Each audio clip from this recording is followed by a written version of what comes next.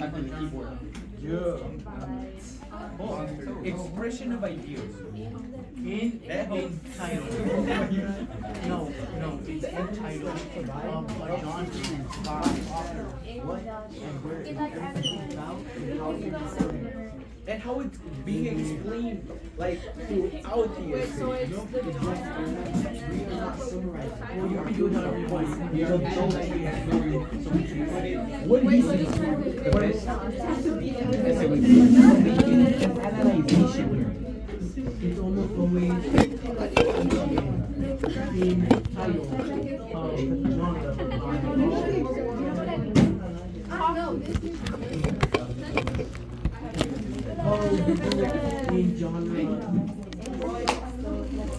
In the short story, they both land here.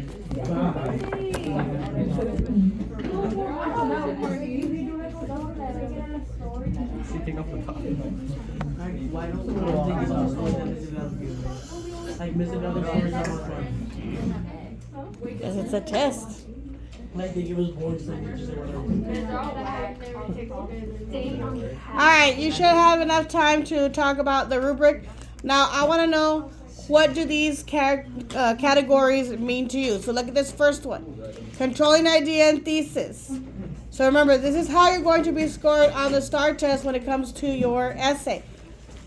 You're going to have one chunk of points coming from development and organization of ideas, and then a smaller chunk of points coming from the conventions, the correctness of your writing. So looking at this first category right here, controlling idea and thesis, what's another word for this category? Main idea. Main idea, write that down if you don't have it. What else? The moral or the lesson, the message, the theme.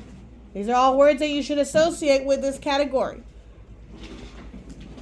This is your topic and your opinion.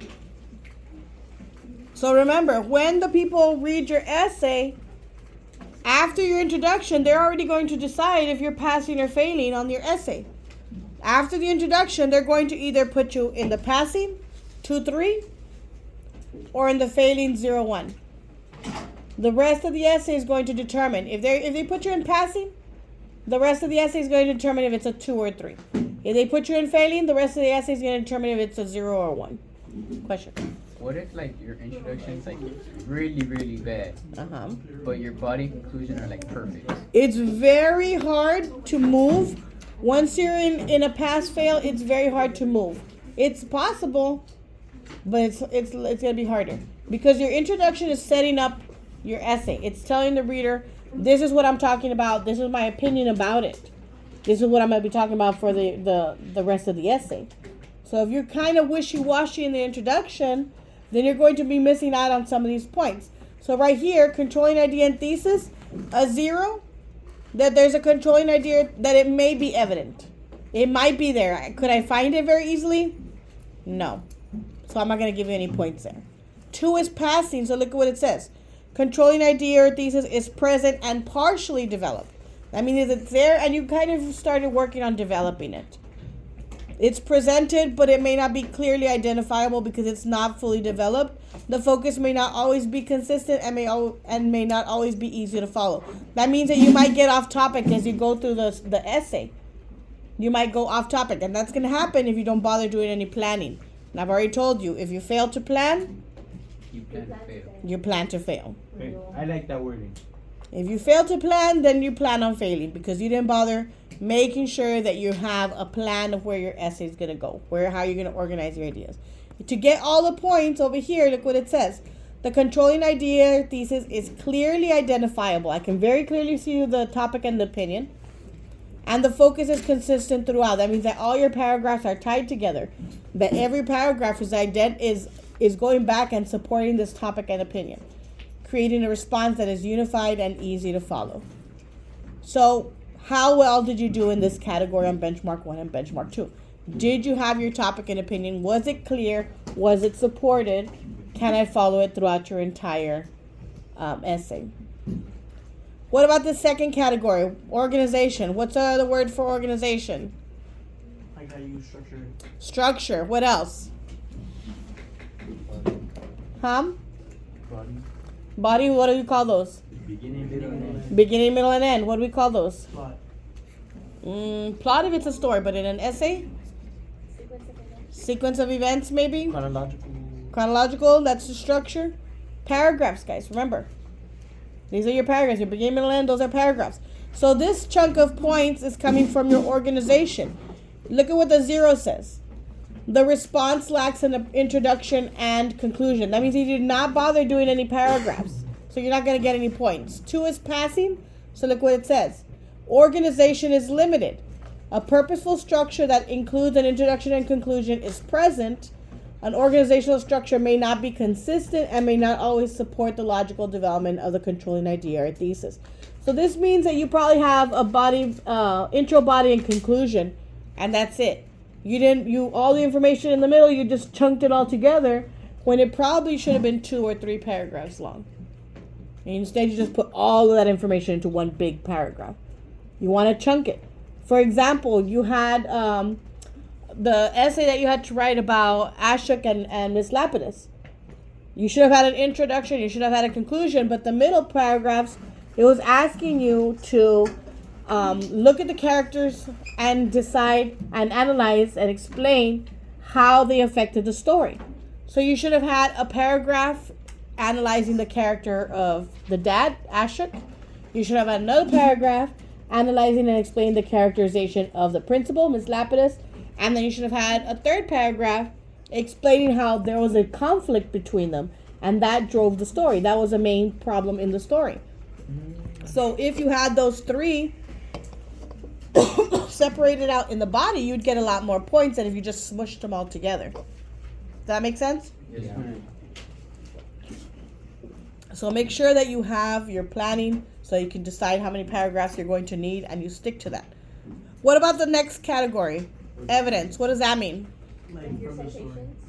Your citations. What else? What other words do we use for that?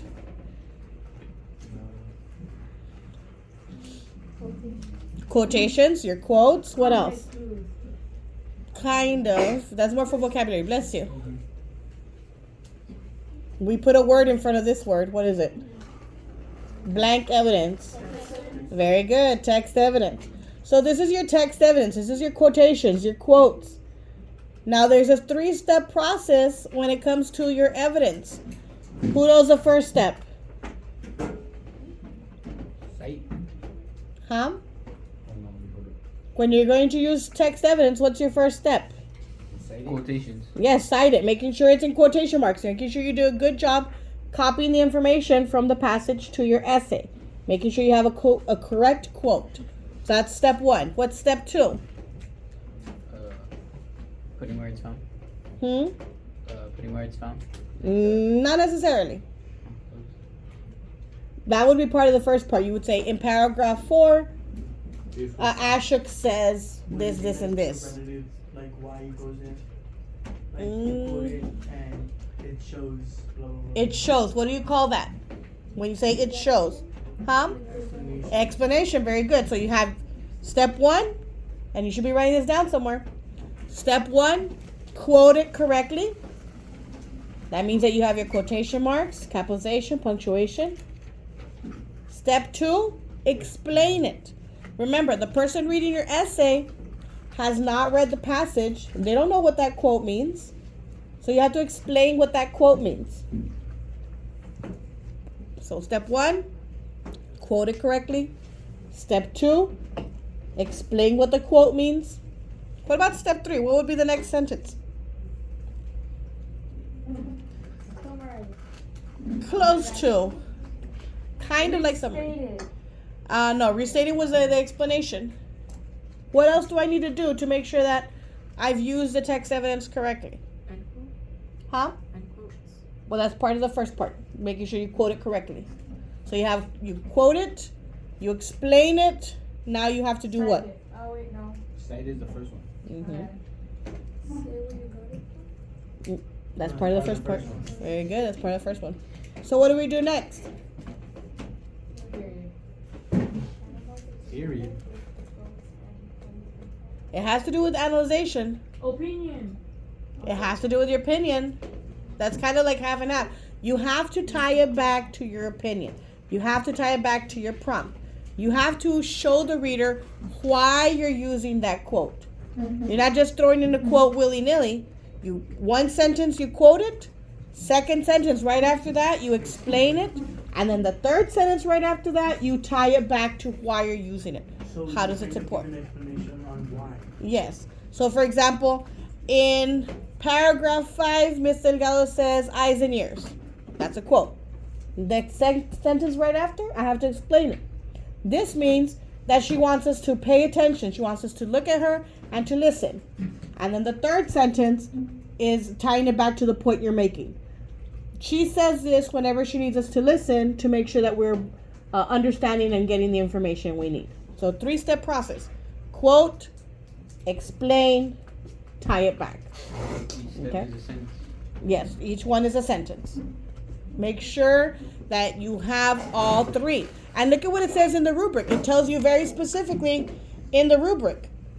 Evidence is not provided or is irrelevant. That means that you put text evidence, you didn't have any text evidence, or you picked text evidence cannot give it. It has nothing to do with what you're writing about. That's failing. Look at passing. Evidence is limited and may include some irrelevant information. The response may include text-based evidence, but it may not. But it may be insufficiently explained. So you'd had the text evidence, but you didn't have a good explanation.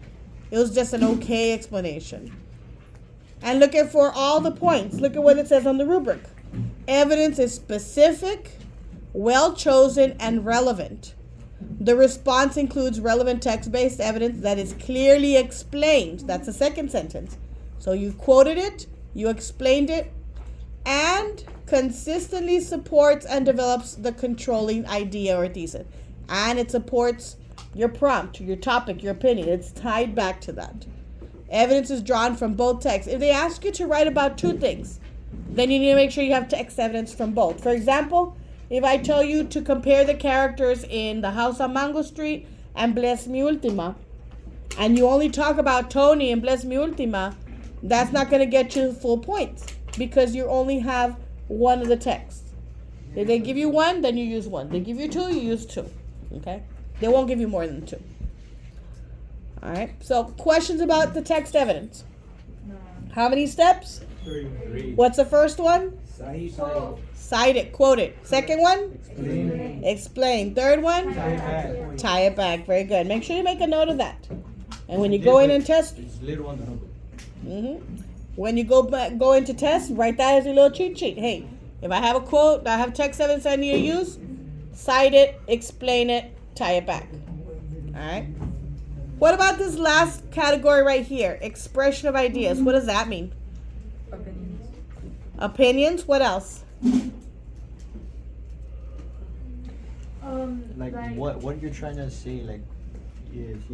Yeah, what you're trying to say, your ideas, Why? your why, Kind of the why. How you understand it. how you understand is your personal take on it. So expression of ideas is where you put your personality as a writer. Your writing should not look and sound like anybody else's because you do not look and sound like anybody else. You have your own personality. So look right here, 0 points. The expression of ideas is unclear or incoherent. I didn't understand what you wrote.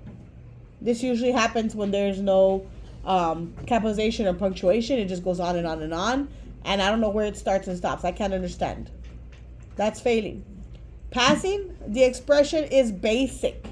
Use basic sentences, basic vocabulary. I can't even tell who wrote it. I read it and it's like, what student is this? I know they're one of my students, but it doesn't sound like anybody that I know. To get all the points, expression of ideas is clear and effective.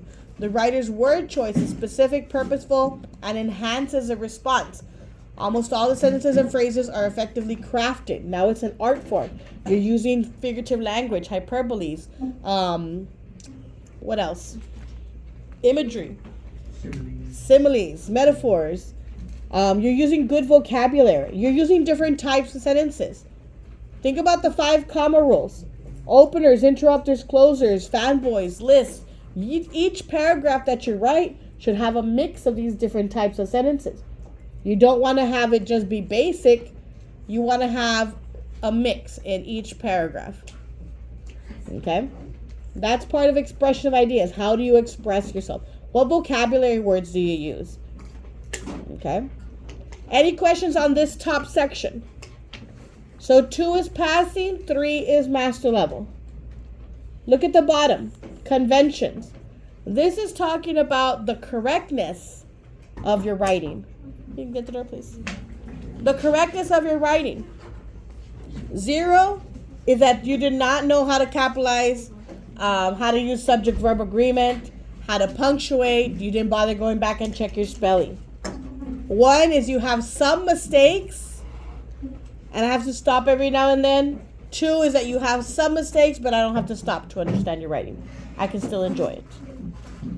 Okay? So take a minute and look at your benchmark 1 and benchmark 2 rubrics and make yourself a couple of notes. What is it that you need to remind yourself next week that you need to do? Where can you improve? Where do you need to improve to make sure you get as many points as possible? Any questions on what you're going to do? I'm going to give you about 3 to 5 minutes to discuss. Go.